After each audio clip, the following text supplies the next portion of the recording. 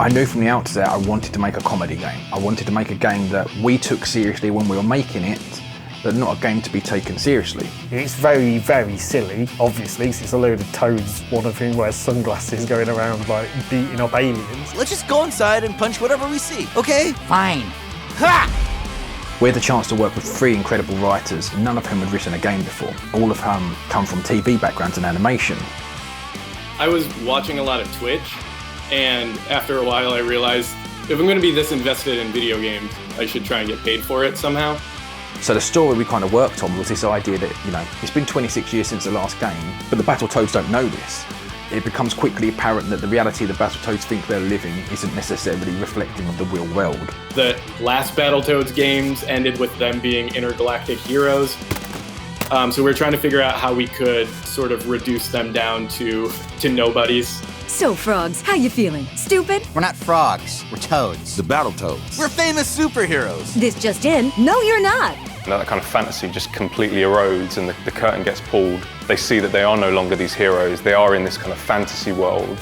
What's a better motivation than like wanting to become a hero? Like when you're already the hero and you just want to like keep good in the world. It's stupid. This is way more fun. The Dark Queen was our ticket back to the top. If she's not famous, then we can't be famous. And if we can't be famous, then life is meaningless. Pimple, punch me through my brain. One of the things that was exciting to me about the project was that we got to like kind of reinvent the Battletoads. It's not going to be fun just to have them be very cool and punch people for, the duration of the game. So we started talking about character flaws and character weaknesses and things that made them interesting. Are you all conspiring behind my back? Seriously, like, am I paranoid? Do I sound crazy? Am I crazy right now? No way, you're the leader.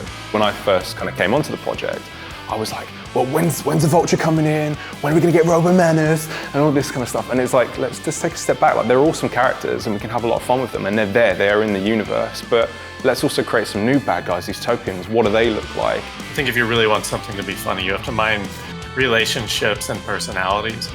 And so the Topians, I think, are hands down like the funniest characters. Have you found the other ones? The Arbaltos? The Totalos? Oh, the things we're looking for. The Brutables. Bartle Bears? Battletoads. I'm afraid they've eluded capture as well.